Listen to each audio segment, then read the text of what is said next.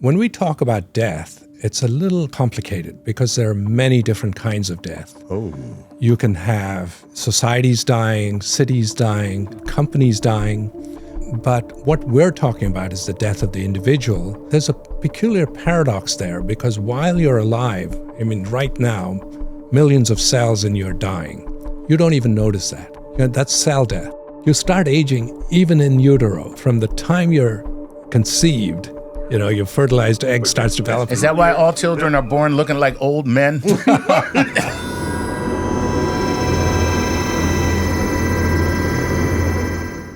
This is StarTalk. Neil deGrasse Tyson, your personal astrophysicist. This is special edition, which means we've got Gary O'Reilly. Gary. Hi, Neil. Hey. Mm-hmm. And we got Chuck Nice. Hey. Okay. What's Chuck, happening? And special edition specializes in all science that matters to the human condition. Yes. And today's topic is no exception. No. Mm-hmm. And may I give the title of it? Please do. Why We Die. Dun, dun, dun. Why We Die. Yeah. Well, I have no expertise in that other than simply being alive. Right. I fear death because I'm born knowing only life. Wow, look at that. Ooh. Yeah. I got that from a movie. Oh, okay. That's okay. So Lane and I are co-producer on this. Lane Unsworth, our LA producer Yes. for StarTalk. Yes. We have long wanted to investigate this subject matter. You want to investigate it, but not firsthand. No. You don't want first-hand data. More an observation. Right. More an observation. Okay. So if you put it this way, humankind has for millennia asked, why do we die? Followed by, well, why can't we live forever then? And then... It's kind of the same question. But aren't different people. So has evolution programmed us to expire on a certain date? Could we extend the game? Cheat death, play God, if you wish. Millions, if not billions, are spent annually on anti-aging, be it research or products. Millions of dollars. Yes. Okay. And so how close are we to unlocking the mystery of death? So no surprise that the research into proteins is proving to be the key to this mystery. So the building blocks of life may hold the key to death? How about that? Wow. Oh, good sentence there. Yeah. Very good, Chuck. So we have the world's expert on this very subject. Mm-hmm. Wow. And this is Venki Ramakrishnan. Venki, welcome to StarTalk. Thank you. Excellent. And you are now based in Cambridge? Yes. England. Say it. I knew you had to fix that. Wasn't really necessary. It's always Basher Brit Day here. Yeah, it is. But we do it lovably. We do, yeah. So you run a small group, but used to be bigger because you're winding down Yes. in your career. A program leader at the MRC That stands for Medical Research Council. lab at Cambridge. Yes, and it specializes in Molecular biology. molecular biology. So it's the MRC lab of molecular biology. Okay. But Our name is what we do. But that's like the least of your resume here. So in 2009, you were awarded the Chemistry Nobel Prize. Wow.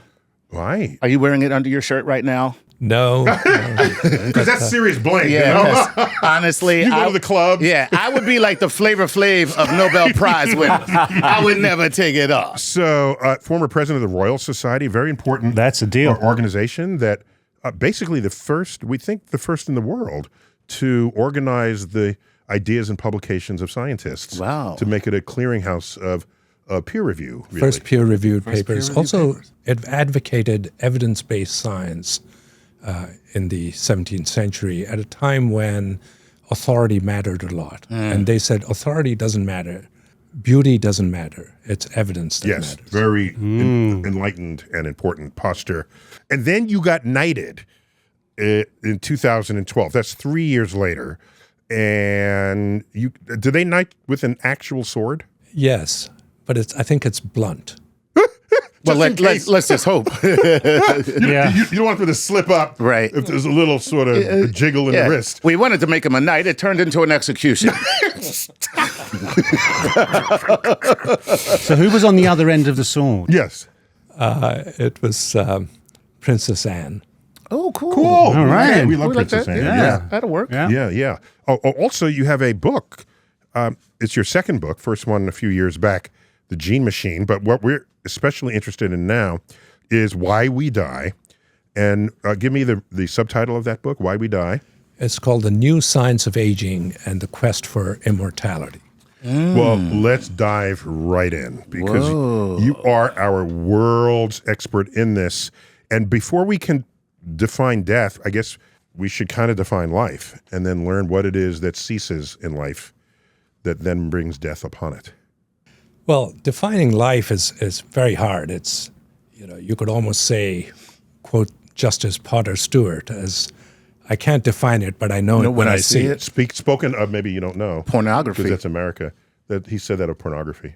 But the fact is, life, most biologists would define it as a system that can self-replicate and evolve. And at least in our world, it's carbon-based. But when we talk about death, it's a little complicated because there are many different kinds of death. Oh. You can have societies dying, cities dying, nations dying. You can have companies dying. But what we're talking about is the death of the individual, which has The organism.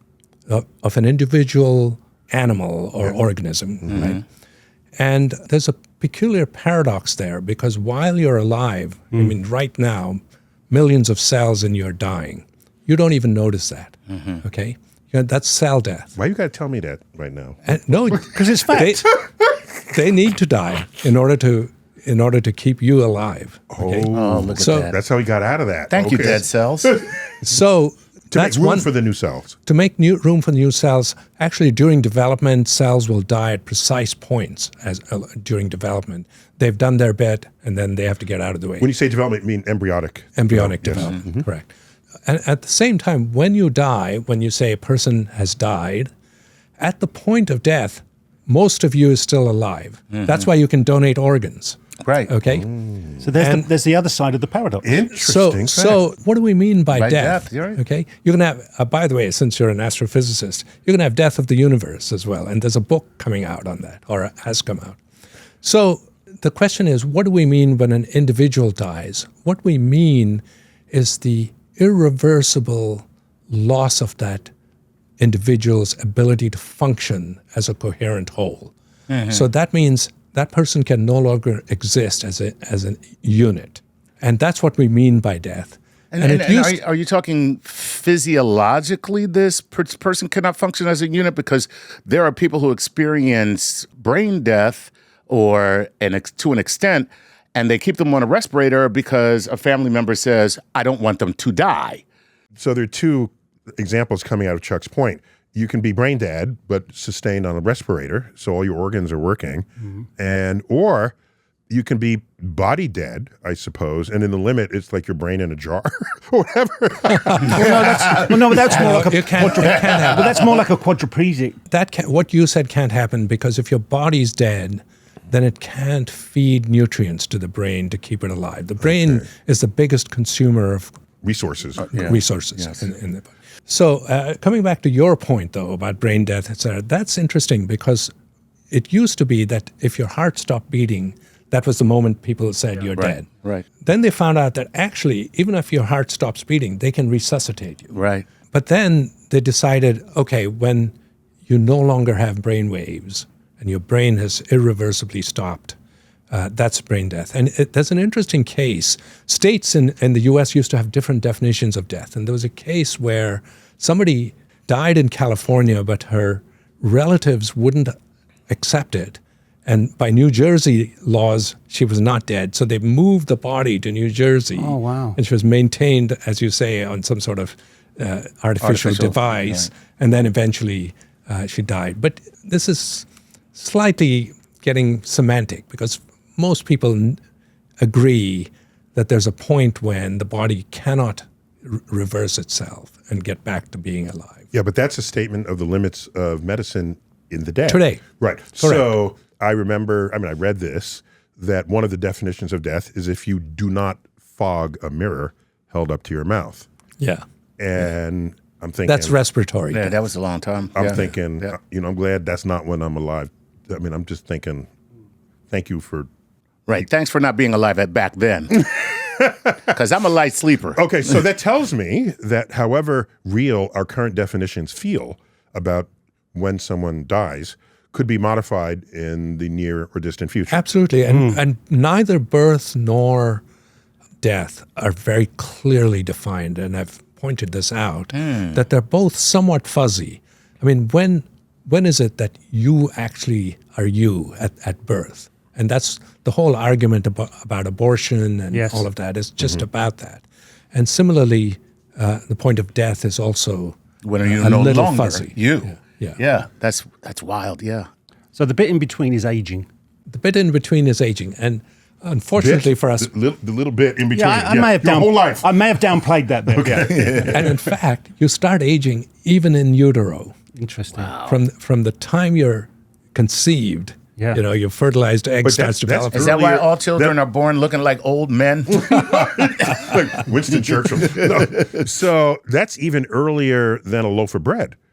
Because when a loaf of bread starts aging, No. right when you take it out of the oven. Yes, exactly. Oh, okay. In that moment, it starts getting old. Right. Right. But here, This is in the oven. in the oven, you're getting old. Okay. Look at that. Forgive me as an astrophysicist, I hear talk of cells but then I also hear talk of proteins. So could you distinguish the two of them for me with regard to the role of aging? So aging is, you can think of aging as an accumulation of damage and changes to our molecules, our cells, our tissue, and entire organs and the body. And this aging occurs at every one of those levels. So if you think of the molecule that holds all the information necessary to make all of the other molecules in the cell, that's our genes, our DNA. So DNA can be damaged. It can also change, which is not exactly damaged, but it can be modified as we age, typically by adding chemical groups to it, often methyl groups. It's gene editing. It's epigenetics. Yes. It's not editing as such. It's not changing the bases. It's not changing the letters of the DNA. That would be gene What's on editing. top? That would be gene editing. Okay. This is epigenetics, which means sort of on top of genetics. Like the epicenter of an earthquake. earthquake is the point on our surface above where the Right. Yeah. And so you can modify DNA, and that changes the way in which the program is expressed. So which genes are translated into protein. So this is the and playing which God aren't. part, because now you are changing the No, we're Well, not that doing just anything. happens. This So- is happening. Yeah. This is Okay. happening even in utero. Experiential circumstances can change your epigenetics. Is this the So it's part translational of- control of It's just proteins? part of life. And it evolved for probably a very good reason. Mainly, it may have been a cancer prevention mechanism early in life. We can get into why we have death from an evolutionary point of view. But nevertheless, the DNA program itself ages. Damage and modifications change the nature of the genes that you're expressing. Then that results in the proteins, which are encoded by DNA. there you go. These are the workhorses of the cell. They carry out all the function. They give the cell its structure. Almost everything you think of as a property of life, like vision or touch or antibodies, they're all proteins, and they're all encoded by DNA. But as we get older, the quality of the proteins deteriorates. They're not made at the right time and the right amount. They start aggregating. Alzheimer's is a case where proteins clump up together and form tangles. the brain, So that also, in the brain. So that also is a consequence of age.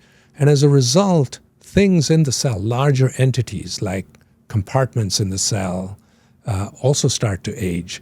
One of them are mitochondria, mitochondria were actually bacteria that were swallowed up by a larger cell 2 billion years ago and then lived in symbiosis.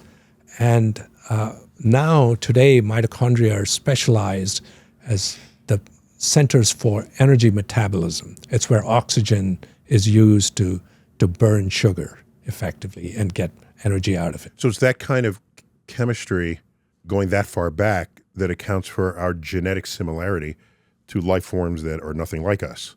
Like we're something like 25% identical genes to a banana. Yes. All eukaryotes came out of that. Yes. Out of that symbiosis. Okay. And so you can think of this as an ancient, organelle that's now specialized.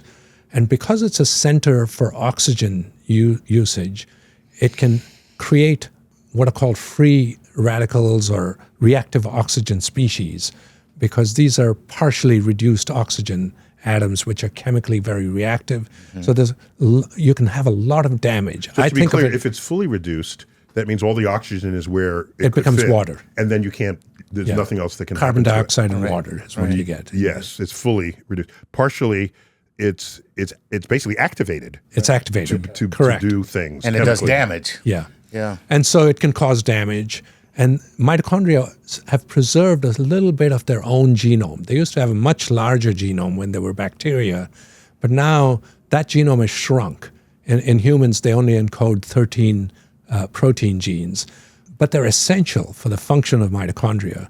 And the mechanism to replicate that DNA, to copy that DNA as mitochondria divide, it's not as accurate as the mechanism for our own DNA replication. There are more errors creep in. And so mitochondrial aging is a big problem with our aging. Is that the single point of failure in terms of It's the aging? not a single point. I think aging, He's blaming it on the mitochondria. Yeah. Someone might be blamed.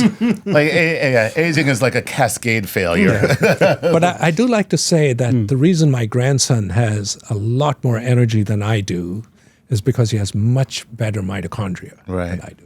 Something's going on with the mitochondria for your skin, because your skin's perfect. I don't know how old you are, but clearly I look at your hair and I'm like, okay, this guy's old. But but I look at your skin, I'm like, but he stole his skin off of a teenager. I thought black don't crack. That's true. Black don't crack. And that includes, I think You're absolutely the right. subcontinent. It does make a difference. It's the dark skin. It's the dark skin. Yeah, it's just melanin. Yeah, that's just melanin. At the end of the day. Okay. Oh, so this reduced chemistry that makes it chemically active, that could not have been useful before Earth's atmosphere became oxygen rich. That's right. So And that happened because of the cyano what? Yeah. So cyanobacteria basically turned a carbon dioxide atmosphere into one that had a presence of oxygen. And then anything that needs oxygen can thrive. Can now thrive. Right. But it couldn't before then. That's so that helps age date, or time date, I should say. So it's about 2 billion years. That helps time date these activities. Yeah. So that's the watershed moment. Oh, very good. Yeah, You're welcome. look at you. Watershed. I like that. That was good. All right. So there's something called senescent cells where they age and they secrete these sort of inflammatory compounds. So senescent cells are another. I mean, I said you can have aging at every level, and aging at a cellular level is often due to senescence. And senescence is interesting. It may have evolved originally as a anti-cancer mechanism or as a mechanism to get rid of defective cells. Yeah. So what happens is, if a cell gets DNA damage, it has a number of enzymes to repair the damage, to sense and repair the damage. But if the damage is too extensive, then it triggers pathways to either kill the cell, commit suicide, or to send it into this state called senescence. Yeah. That can also happen due to other kinds of stresses. And what senescent cells do is they no longer function normally, and they no longer divide, but they secrete inflammatory compounds. And the purpose is to signal to the immune system that there's something wrong here, and come and repair the damage around this site. Maybe it's a wound or an infection or something. They call the cavalry. And call the cavalry. So it has utility. It has utility early in life. Until it doesn't. But later in life, you get too many of these events. Build-up of senescent cells, systemic inflammation, which causes organ damage, more senescence. And so it's a big problem in aging. Wow. Yeah, and that's why you see so many medical reports now that talk about the dangers of inflammation. Absolutely. Totally. Like, it doesn't make a difference what kind of inflammation. The idea is to eliminate inflammation as much as you can, no matter what. Sure. And actually, people know, for example, in the COVID pandemic, the cause of death is often triggered by inflammation, Right. not by necessarily directly by the virus. By the itself. virus It's itself. our reaction So to it's the the reaction. So it's the cytokine storm that was created as a reaction to the virus itself. Cytokine? What- Cytokine. Please explain. Cytokines are, if I'm not mistaken. Or we can get him to answer. Oh, can you answer that? Yeah, because I'm not an expert. That was low. I'm not an That was immunologist low. either. But yeah, it's, the cytokines are what's released when we respond to what our body thinks is an attack on us. And, Goes into And overdrive. sometimes it goes in overdrive. and it goes in overdrive. And, yeah. Are we anywhere close to being, or is this the epigenetics thing where we can deal with these senescent cells? No, but there is a new field emerging, which is cellular reprogramming. Ooh, yeah. That sounds So sexy. to explain that, if you start from a single fertilized egg, it divides into many cells, becomes something called a blastula, and then, or a blastocyst, and then it divides further and further, and then forms specialized stem cells, and each of those specialized stem cells give rise to certain kinds of tissues. Yes. Right. Okay, so some stem cells will only generate cells of the blood system, Right. including white blood cells, red blood cells, and so on. That used to be thought of as unidirectional. You can't go backwards. You can't go back from a skin cell back to a fertilized egg or an early embryo. But that turned out not to be true. Okay, and actually, it was done in a natural way when Dolly the sheep was cloned, but actually even earlier when John Gurdon cloned the skin cell of a frog and cloned an entirely new animal from it. Wow. And that meant that somehow these marks on the DNA had been erased or changed. Just historically, that completely changed the public dialogue about our source of stem cells. Right. Because we only were getting them from aborted From fetuses. blood, yeah. From fetuses. From right. fetuses. From fetuses. Yeah. And so that was a complicated ethical issue for many people. Right. And then once that blew open that whole field. Right. Well, that wasn't Gurdon and Dolly the sheep and others, but it was actually Shinya Yamanaka, a Japanese scientist, who showed that if you were to introduce just 4 factors, these are genes for proteins that regulate other genes. Gotcha. If you were able to introduce those 4 factors, you could take a fully differentiated cell, like a skin cell or a heart liver cell cell or or a heart cell, and you could make it go backwards in development all the way back to what's called a pluripotent stem cell. Pluripotent means it can make any tissue. Right. And so that eliminated the need for what you said. Which Did he is not win a getting- Nobel for that as well? He better have. did. Yeah, He he and did, John yeah. Gurdon shared a Nobel Prize. And here's an interesting thing. John Gurdon's paper for which he won the Nobel Prize was published the year Shinya Yamanaka was born. No. Wow. That's how far That's apart how they are far in apart age. they are. And all that time, all that work, and then he just comes along and takes credit for it. Now, look at that. Would you look at that? We've had sort of variations of this with David Sinclair, who we've had as a guest, took mice that were blind. Correct. It sounds like a nursery rhyme. Right. 3 of them. The- There the- were 3 of them. Don't start. You did it, didn't you? God, yeah. You couldn't Somebody help. had to go there. You did. Go. And turned them into sight, cured their blindness. Yeah. So, I mean, I mean, if that's the case, how Yeah, far I are we wouldn't- from... I would say it's early days. Yeah. Fine. That way. Yeah. Okay. I can tell you that I'm aware that this has happened, but then my question is just the distance between this and doing other things on a grander scale. Mice Yeah. are one thing, larger primates are Yeah, certainly and, another. and curing blindness. It's a little further down the line, is what you're saying. It's a little, but the idea is we do have. Would you say we now have not a blueprint, but maybe a template that we know we can take these programming cells and use them to maybe change our makeup. I think the biggest use of that is in something called regenerative medicine, where if you want to replace tissue that normally can't be replaced, for example, damaged heart muscle in a heart attack, or pancreatic tissue which has been destroyed and you have diabetes, or cartilage, for example, for osteoarthritis. Yeah, absolutely. And maybe one day, I'm hoping even hair. So if you can... It looks good on you, though. Very few people can pull this off, okay? Anyway, so if you can do that, the regenerative medicine is a huge area of research. Yeah. And they're making good progress in some things. Just to be clear, I've always been disappointed in humans for not being able to regenerate limbs the way newts do. Exactly. I'm thinking that's because newts have stem cells all over their body?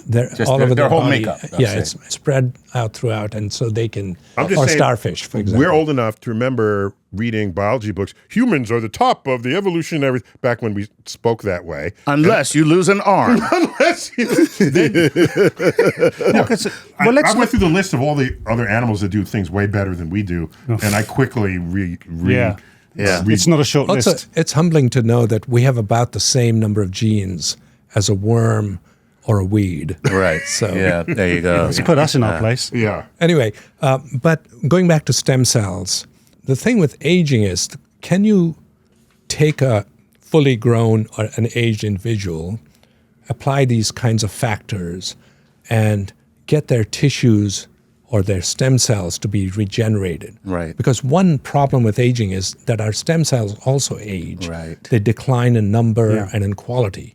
So if you were able to use a method that would somehow either rejuvenate tissue or actually regenerate stem cells, that would be a big thing. And people have done experiments to do this kind of thing in mice. And they say that the papers report that the mice look healthier, they seem younger by many criteria and so on. But how to do this safely? And the bald mice, did they get hair back? No, but their fur looked better. Oh, okay. Okay, that's not bad. So the question is, how can you do this in humans in a way that's safe, that doesn't cause cancer, that is at the right dose, and so on? Right. And that's a big challenge. It is. So I think it's promising, but like many of these things, the aging field, I should say, is full of hype. Okay. Yeah. And it's very promising, but there's a lot of work to be done before it's ready for prime time. Are we at this sort of Frankenstein moment? I mean, you've done a Frankenstein show before with, let me get his name right, David Andrzejewicz. Yes. The cells you've said there can be death to the organism, but cells will remain alive. And now we've got the Yamanaka factors. Are we getting to that thing when we can create, or are we just fantasy talking here? You mean create a new individual? Or the same individual? Well, the same individual. You could certainly clone yourself. Right. That's theoretically and practically possible. They've cloned all kinds of mammals. There's no reason why they can't clone a human being, except that all countries have decided that's a bad thing to do. But that's not the same as rejuvenating or the same individual. Right. Which, by the way, for selfish purposes, rejuvenation is a hell of a lot better than cloning, because that clone is not me. Exactly. People forget that. Yeah. And there's all this fantasies in the multiverse where you have an infinite number of possible molecular outcomes of all organisms. They're imagining themselves in another universe, in a way being reincarnated and living forever.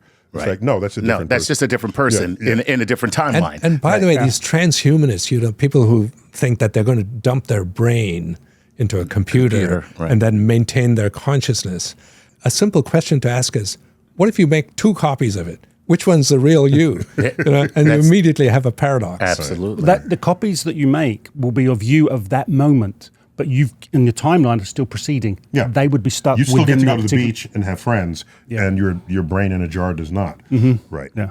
Oh, gosh. Or your brain in the silicon chip. Right. Is you from whenever it was you created it. So I heard long ago, and I checked it out, and I think it's true, that all mammals live for about the same number of heartbeats, except for humans, who live 2 or 3 times that. Except if you go back far enough in time when we were just living in caves, we were right with all the rest of the mammals. Yeah. So first, is that true? Second, there are animals, not mammals, that live much longer than we do. I'm thinking of the Galapagos tortoise, for example. Yeah. So do you guys study other animals to get insight? So there is a whole field devoted to looking at lifespan of different species. And you are right that, at least among mammals, Jeffrey West, who's written a book called Scale, shows that the number of heartbeats is roughly the same. That has to do with the fact that smaller animals have a higher metabolic rate. Right. They have a faster metabolism. And they almost need to because their surface to volume ratio is larger. They dissipate heat more. We did a whole explainer on surface to volume ratios. And so they need to maintain a higher metabolic rate. That's one of the reasons. Well, that's only one of the reasons why they have higher heart rate. That's not a reason why they should die sooner. The why we should die sooner has an evolutionary explanation. And that is, evolution doesn't care how long you live. It only cares about fitness. Fitness in the biological sense is the likelihood that you're going to be able to successfully pass on your genes. And people always misinterpret that as being physically fit or stronger or whatever. Survival of the fittest, as in, I'm in great shape. Yeah, Darwin should have found a different word. He should, yeah. So evolution cares about fitness. Now, at the same time, for most of our history, and certainly the history of all other species, resources are limiting. And so you have to select. Do you put more of your resources into maintenance and repair of the individual animal, or do you put it into growth and reproduction? There's always a balance if you have limited energy. So in the case of a mouse, which lives about 2 years in the wild, there's no sense in having a mouse live for 40 years because long before that, it's going to be eaten. Yep. Exactly. You beat me to it. Or it'll die of starvation or a drought or something. And so in the case of a mouse, evolution has favored selection of a species that grows very quickly and reproduces prolifically. That's a mouse. If you get to a large animal like a bowhead whale, let's take an even bigger than an elephant, they can live for 200-300 years, and they have a very relatively slow metabolism. Wow. An even slower metabolism is not a mammal, but it's still a vertebrate called the Greenland shark, 700 years. What? Listen to that, yeah. A vertebrate living for 700 years, very slow metabolism. Wait. How do you know that? We didn't even have marine biology 700 years ago. So how do you... They can do things like carbon dating and they look They at the cut one tissues open, it was and with so on, 700 rings inside. I mean, you've got on the scale. I'm just No. So you've got the mayfly lives a day, Mayfly lives a day, right? exactly. And then between that, you've gone from there to a Greenland shark. And your Galapagos And there are tortoise actually is in other there. animals that are thought not to even age biologically. What's the immortal like jellyfish? the hydra and the immortal jellyfish. These things Wait, have... there's an actual they're- animal called the Hydra? Yes, that's right. Awesome. Not just in G.I. Joe? No. No, Marvel. No. In Greek mythology. legends, in Yeah. mythology. Oh, you mean the real Hydra? Yes. Oh, yeah. This is a freshwater small animal. And they're full of stem cells, so they're constantly regenerating themselves. But if you followed an individual, it would also age only very slowly. It's just in the wild, it dies for other reasons before actually aging. Mm-hmm. So there's a whole range. Now, So humans here's might be the only species that dies of natural causes in the world. I mean, if you want to think about it it's that way. possibly, We're apex predator. Yeah. So Yeah, I think that may be true. In fact, there's a book written by Stephen Austad called Methuselah's Zoo, where he talks about all these animals. And he love talks that about title. Methuselah's Zoo. love it. And it's a great book. So that reminds me, because Methuselah is the oldest person in the Bible, Right. In the Old Testament Bible, the oldest star we know of in our galaxy is called Methuselah. It's called Methuselah. Yeah, Right. So Methuselah had a lot of influence. Yeah. And on that culture. star, too, is lying about its age. Who knew that? Anyway, in this book, he points out Methuselah Zoo. in Methuselah's Zoo, he points out how all these species have such different lifespans. And it's because of this evolutionary selection, but it's actually worse than that. The fact is, evolution will select for things that help you early in life, even if they cause a problem later in life. So many of the things that cause aging are related to growth, for example, or to cancer prevention, prevention or senescent cell creation. These things all help us early in life, and they're a problem later in life. But evolution doesn't care what happens to you later in life. When you're not making babies. Right. Yeah. Exactly. Yeah, because that's the whole deal. So what helps us survive in infancy and then go on to reproduction is the key component of our decline and demise. Not always, not Okay. everything, No, but there are things that happen to us early in life that are selected for early in life that cause aging. So the real deal is just keep having babies your entire life, and then you'll never age. However, you will eventually kill yourself because of these kids. So we're an outlier. We're an outlier. We live about twice as long as we would based on our size. But only post-caveman life, right? Because if half of 40,000 years. Exactly. So half of everyone died by 30, and so we're not 2x other mammals at our size, right? Yeah. And one last thing is there's a group of mammals, the bats. They live much longer. They're about the same size as a mouse in terms of mass. Yeah. Your Fledermaus.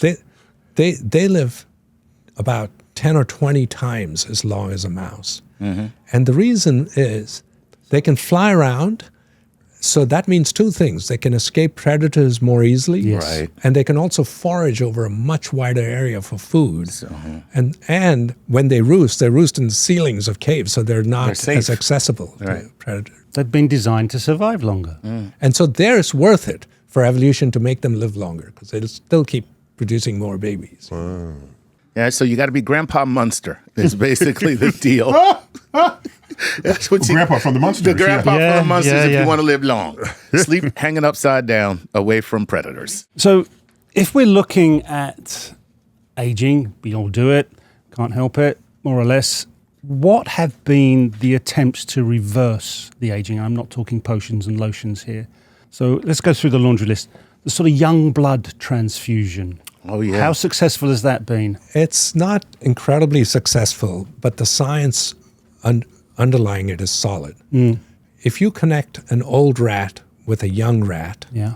by that I mean you connect them so that their transfusions. blood systems Yeah. Right. are Sharing the joined. same circulation system. Exactly. Then it turns out that the old animal benefits from the blood of the young animal, but even more so, the young animal suffers from the blood of the old animal. Wow. And so this means there are factors in blood that change as we age. There's such a thing as old blood.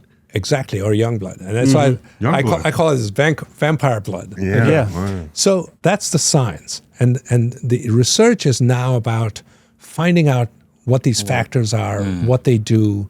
And once you know that, you might be able to figure out whether you can use them to our benefit. But people have not waited for that. What's happened is the very first time these people from Stanford, Rando and others, published this, they got creepy phone calls from rich people asking Like where they Keith could get Richards. blood.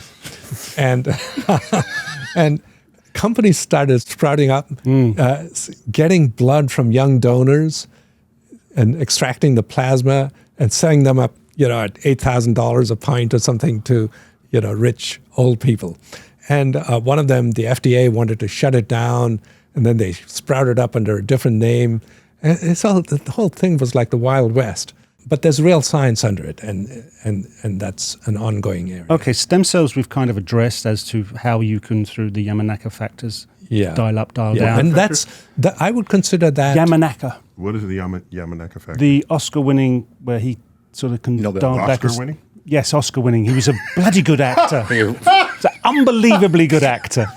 Nobel Prize winner. Thank Okay, you. that guy. Right, that guy. Thank Yes, you. Okay. the Nobel Prize Get your winning prizes straight Yamanaka. here. Okay. The calorific caloric restriction. Yeah, so... Just basically fasting. It is. It is. So lots of experiments, starting in mice, but now also in flies, worms, even in single-celled animals like yeast. If you reduce the amount of calories, it turns out that you can, the animals live longer, but more importantly, older animals start resembling younger animals in terms of their physiology and their biomarkers. And so the question is, can you mimic caloric restriction? And it turns out that there are many important biochemical pathways that are affected by caloric restriction. One of them is the IGF-1 insulin growth hormone factor. Yeah. So it's But just to be clear, what you're saying, you wouldn't have to imitate calorie reduction. You could just consume fewer calories. So what you're trying to do is, we can still eat our cheeseburgers and the blueberry pie dessert, and then you hijack what would be the starvation mechanism biochemically. Exactly. That's, Intermittent fasting. Yeah. but I don't have to fast. Is this the GLP-1 drug? Oh, yeah, the whole point is not to fast, just to restrict, No. Did you get what I just said? No. What he's saying, that's why I paused on Saying, it. Okay. have your cake and eat Say it. it You again. have your cake And eat it too. Yeah. Yes. But explain your point again, because I missed it. Okay, so the point is, what he said, he just slipped it in. Right. But I caught him. Okay. He's saying I've fasting will prolong your life. Absolutely. So can we find a way to mimic the biochemistry of that in your body? We can. And the word mimic in that sentence means still eat the cheeseburger. Right. But do what the fasting would have done to your biochemistry. I see what, yes. That's Have your cake and eat But you're it. doing it artificially, is what you're saying. Okay. In my book, I call it eating your blueberry pie and ice cream and getting the benefits of Yes. And still getting the benefits. Wait, so have we done this? No, well, there are some working on drugs. it. Okay. No, I'm not working on it. But, He's like, I'm out this game. I should say, He was like, did you see? Yeah, the way he said Venki, it. the way he just went like this. No, not me. Hey, they keep trying to keep me working. I'm telling you right now, I'm out. But if you do know how to do it, tell Chuck, because he'll set up a company. Certainly. there are lots of companies. That's a problem. So anyway, one of the drugs that does this is called rapamycin. It's the darling of the anti-aging This is the research Easter community. Island find, isn't it? Didn't it Easter find- Island. Yes. Easter Island Okay, is someone's where got it to came. connect these. Yeah, two for me here. rapamycin. Okay, let's So do it. Let's- rapamycin was found in the soil of Easter Island, from bacteria in the soil of Easter Island that produced this compound, which turns out to be an antifungal compound. And then they found out that it may have some properties against cancer. And then eventually they found out that it actually is an immunosuppressor. And that's what made it get FDA approval as an immunosuppressive drug. Then, much later, it was found in a completely different place. It was found that it shuts down a major pathway in the cell. And that pathway is related to it's a pathway that senses nutrients. So it's related to caloric restriction. People then said, okay, let's see what happens if you give rapamycin to mice and so on. And mice lived a bit longer, seemed a bit healthier. However, rapamycin is an immunosuppressive drug. So it's going to make you more prone to being infections. sick, like steroids. And it has other side effects as well. okay. So the question they have is, can you adjust the dosage so you get the benefits against aging without the problems of immunosuppression and so on? And that's still, jury's still out on that. Yeah. Okay, now there's also relativity where you can slow down time for yourself. Oh, well, that's going into space, though. Yeah, well, right. That's one way to defeat aging, right? It could be- However, you are still aging. Right. In your own body, 1 second per second. Right. The difference is all your friends are aging faster than you. Much faster. Right. So you're not going to live older than you would have as an organism. Right. You'll just live longer than everybody else. Exactly. Isn't that the And then Kelly, when you return, all your friends would have been dead. They'll be dead. the Kelly twins, where they did the experiment Oh, once? yes. We had one of them on this program. Yes. Scott Kelly, Right. astronaut who went up. That's right. And his brother stayed here. Brother stayed here. They're identical twins. And you can calculate how much younger one would have been. It's like a fraction of a second. They weren't. That's what he gained. he gained half a second, huh? Go to space. Does it show? So Does it show? basically, yeah. Does it show? Excellent. I don't remember the fraction, but it was. They were not going so fast that the speed of light. That is the time definition dilation- of sibling rivalry. Yeah. The most expensive anti-aging regimen ever. So, as you surely know, in physics, we speak of this thing called entropy, where left to itself, a system will always degrade to lowest energy, highest disorder. And The key is left to itself. yes. So we can create any manner of complexity on Earth because we're not a closed system. We're open to the sun. So the sun is gaining entropy by helping us out. Eventually, it's going to die and nothing's going to help it. Right. So do you guys in molecular biology think of entropy? There's no question that entropic forces exist. But of course, living systems all use external energy to keep it alive. Yes. Right. And part of the energy is used to do this maintenance and repair of the damage.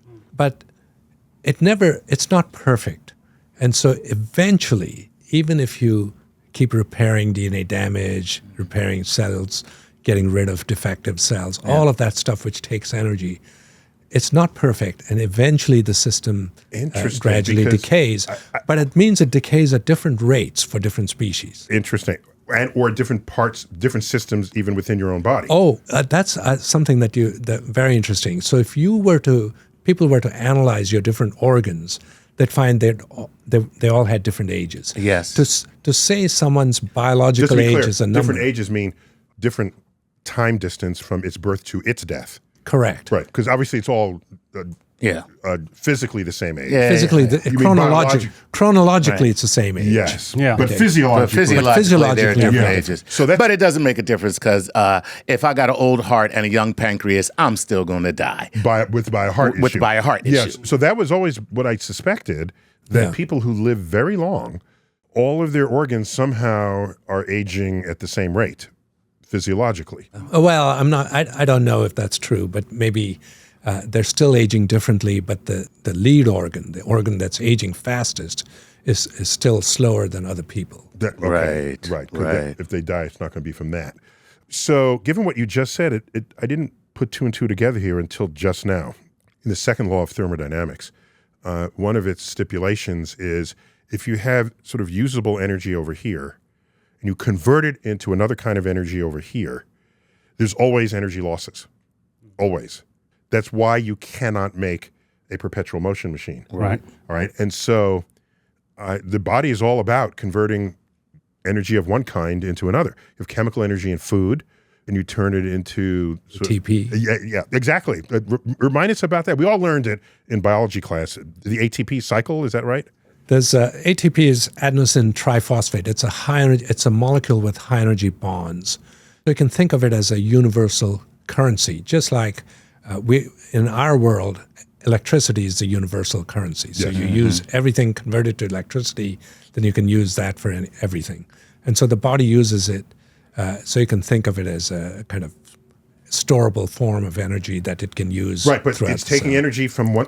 It's taking energy from one thing and Right. converting Typically, it in into another thing. our case, we're getting it from carbohydrates. Yes. And by burning carbohydrates, chemical energy. It's chemical energy. Yeah. So that energy is used to make ATP. Got it. And anything else we make in our body to maintain our body temperature because we're warm-blooded, to move. So it goes to thermal energy, kinetic energy, Yeah. and the like. And most of those things involve ATP. And electrical energy. And, Right, for and your the brain neurosynapse. and your heart Yeah, and signaling and all that. So I'm just saying, every time you convert from one form of energy to another, you're getting less energy than you started with. Right. So there is a decay in there Yeah. eventually. Interesting. And Yeah. so you describe this sort of implicit value of death to a species because it doesn't need you after a certain point of your fertility. We're beyond that now, and we're what we call civilized. And so there are people who want to do anything they can To stay alive for as long as they can. to stay alive for as long as they can. And you're in that business scientifically. What is the ethics? I should say, my that. own lab has never worked on aging. I went from zero to expert in one book. Oh, okay. Okay. My lab works on protein synthesis, which is a central component of aging. Yes. But I don't actually do aging research myself. Okay, but surely you've thought about the ethics of it. Yeah. Why wouldn't you? Oh, have? definitely, yeah. Yes. And I also have no skin in the game, so that's Okay. Well, So are there that any- means we can get a very a truly objective. Other than beautifully soft skin. right. I missed that one. That was, Damn, it's a Chuck, good I don't want callback. to be ahead of you Yeah, on I any know, of that this. was a good callback. I like it. Chemical laws, biological laws, any in the way to stop us going from where we are now to potential immortality? right. So there are two issues. One is aging programmed? I mean, Right, are we all programmed to die? Yes. No, because evolution doesn't care about. It doesn't care about us dying. So there are genes that affect aging, but those genes don't exist in order to make us age. They were selected for some other reason, All right. but they happen to cause us to age. So now that we understand some of the biology of aging, you ask, can we extend that? Yes. And there are no physical or chemical laws that say that we have to die at 120. Okay, I mean 120 is about the record for about- humans. yeah, right. Yeah. Very few reach that. And by the Tiny way, fraction. whenever you see a 120-year-old, they're like, I am ready to go. Oh, I'm not sure. It's like, don't take me to Disney World. Take me now. Okay. There was Not this- all of them, but yeah. No, there's a woman, Jean Calment, who's the record holder at 122. Oh, she was the smoker and drinker. She used to smoke and drink into her hundreds, and reporters after a while used to gather at our house every birthday, and one of the reporters said, "Well, see you next year, I hope." And you know what she said? What? She said, "Sure, why not? You look pretty good to me." So, but there's no physical or chemical law that says, at 120, You gotta go. You gotta go. There are species, as I said, that live 700 years, vertebrates. Of course, the question is, can we change our biology to make us live much longer and still keep us humans? You don't want to be a very slow metabolic animal like a Greenland shark. You still want to be human, and you still want to live much longer. Now, there are people, I would say, at the one end of the anti-aging research community, including perhaps somebody you've had on your show, who think that it is possible. You can just keep extending life, and that'll buy you enough time to do more research, and you'll extend more life. And there's a generation that would reach the escape velocity. Exactly. Where the That is- prolonging of your life is 1 year per year, and then you live forever. Yeah. Now, I'm highly skeptical, as are most scientists in this field, because aging is a multifactorial process, and to be able to do this in a way that's safe, that's efficacious, that actually works, I think it's going to be very, very hard. Yeah, but Certainly the not Goo- impossible. The Google software that uses AI for folding proteins, which won a Nobel Prize, if memory serves, won't that solve all your protein folding problems? No, this is different from. I think AI will have a big influence on biology, and maybe one day it will help with things like aging. One day, 18 months from now, sometime in the way it's distant progressing. in the distant future of AI. What time is it? Okay. Let's say I'm highly skeptical, but there is no physical law. But I'd say there's also no physical or chemical law that says you can't colonize other galaxies or even Mars. And so, Why would we want to? Whatever Elon may say, it's not going to happen tomorrow. So I think, And I think we should get down here kind of worked out first. Yeah, I'm there's a lot- sorry, but let's solve our own problems. Yeah, why don't we Yeah. make this place habitable? All right, so what happens the day we as chiefs escape velocity? What happens to civilization? I think before that, a number of things will happen. For example, more people may live to be 100 or well into their 90s or early hundreds. That itself will cause a huge shift in society. For example, fertility rates everywhere are dropping. And so what you're going to have is a It's society. an aging of the population. Society where there's very little turnover. Same people are living longer and longer, very, very slow turnover. To me, that means a less dynamic and less vibrant society. If you look at the history of science or any fields, even literature, people are have done their most creative work when they're young. And it's not just about physiological age. When you're young, you're looking at things fresh. You're not as opinionated. You're not dogmatic, and that allows you to think out of the box. You have to convince the old people that they're less useful to society. How do you do that? That's one of the reasons I'm retiring is because I decided 4 or 5 years ago to close down my lab. It's going to happen late this year. It's partly because I do believe that when you've had your time, you should step aside and let younger people carry on. When Einstein was given the option to be operated on, basically on his deathbed, he said, "No, my work is done." My work is done. Yeah, I would have said, "What kind of doctors are you? Save me." See, the thing is, Venki, what you were talking about is inverting the population pyramid. So it goes from a small peak of aging population to a rather large one and less young people. I mean, we are basically diving down a drain here. But what it would be? It would be more stable the whole time. More stable. So a stable thing would be good. But if the turnover is very slow and people just live for very long, I mean, as people get older, they accumulate power, they accumulate wealth, they accumulate influence. And of course, the three go together. And that then means that it's harder for younger people to gain entrance.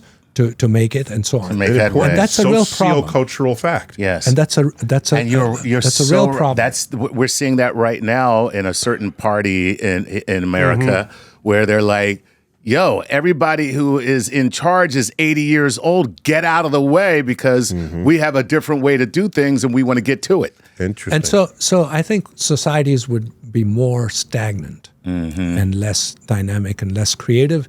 People will always throw exceptions at me. Oh, so-and-so was so brilliant late in life. But those are exceptions. That's not what you plan a society around. Yeah. But here's the problem. If somebody gave you a pill and said, this is going to give you 10 extra years of healthy life. Nobody wants to be sick for 10 years. 10 years of extra healthy life. Would you take it? I know I would. Yes. Okay? Almost all of us would. And this is the conflict between what we as individuals want and what's good for society. Right. And that's because at the end of those 10 years, if you're given the option again, you'll probably say yes again. Exactly. Right. Absolutely. That takes especially if it's healthy life. So that thought experiment takes the larger question down to its individual parts, and you realize people really do want to live forever. They do well because they do, because this is, as you say, the only life we know. It's our existence. We fear the loss of existence, and that's. That's but the problem. I'm about to get philosophical. The great thing about death is that when you look at it full on and embrace it for what it is, it allows you to wake up and treat each day as something special because you know this thing is going to be over. If you take that away, I don't give a damn. People have said that having a finite life gives you the drive, the incentive to accomplish things. Otherwise, there's always tomorrow. There's always tomorrow. Okay, so that is true. But at the same time, there's an old joke. Who would want to live to be 100? And the answer is always someone who's 99. Exactly. So you may be philosophical about death in the abstract. You don't want to die next year. Well, no, you're absolutely right. I don't want to die, period, because my life is pretty damn good. So, as long as... And we're not talking about people who are so mortally injured or ill that death feels like an escape. We're talking about someone who's vibrant. Yes. There's also one aspect of aging research. If you ask most of them, they'll say, except for some of these outliers, they'll say, "Oh, we're not about extending lifespan. We're about increasing health in your life." And the idea is that you stay healthy all your life and then suddenly, crash and die. And there's a poem called "The One Horse Open Shay." I just learned about that poem. It's the horse that... Okay, the carriage was perfectly designed so that it wore out, all its parts wore out equally. Exactly at the same time. And one minute the farmer was riding along, the next minute he was on the ground surrounded by a bunch of debris because his whole carriage had collapsed. Now that's what people are asking when you say we're going to compress the period of morbidity in old age, and we're just going to suddenly decline and die. Nobody's shown that can actually happen. Apple is working on it, believe me. Nobody's shown that. So if they increase our health span, it's equally possible I like that that. they may Health extend. span. Good phrase. Not lifespan, health span. Yeah, but if they do that, if they keep us healthy in old age, it's equally possible that they extend our lives Yeah. too. And that eventually we still have that slow decline. Oh, you still have the. You just reach a point where now I'm 108 and it's all falling apart, but I'm not going to die tomorrow. It's still going to be a slow, Another arduous 5 years death or 5 something. years from now. Yeah.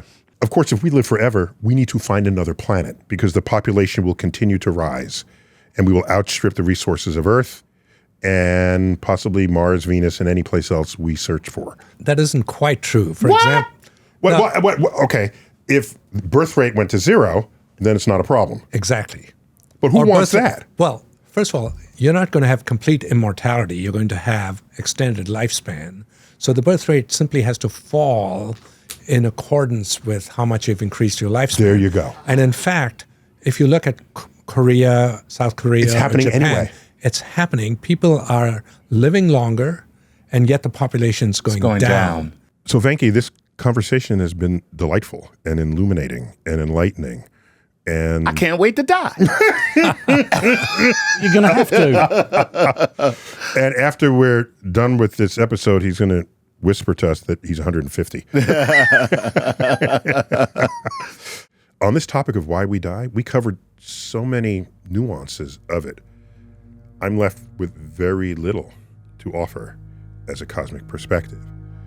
What I will say is that, speaking for myself, echoing the sentiments of others, I, at this stage in my life, value the knowledge that I will die, because that gives meaning to every day that I'm alive, knowing that there's one fewer days left in my future to love, to have new ideas, to make discoveries, to embrace all that it is to be alive in this world.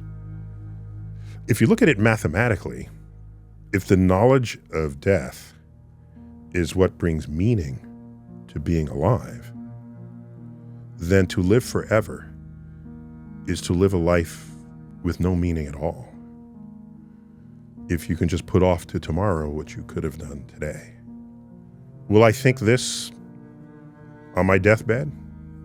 If I'm offered a pill that can make me live another 10 years, when I'm on my deathbed, would I take that pill? I don't know. It's kind of easy to talk about death when I'm pretty sure I'm not near it in this moment.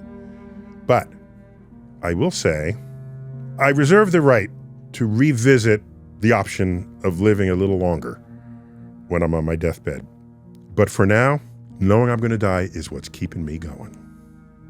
And that is a cosmic perspective. Chuck, good to have you, man. Always a pleasure. Gary, Pleasure, my friend. all there. This has been StarTalk Special Edition. Topic, why we die.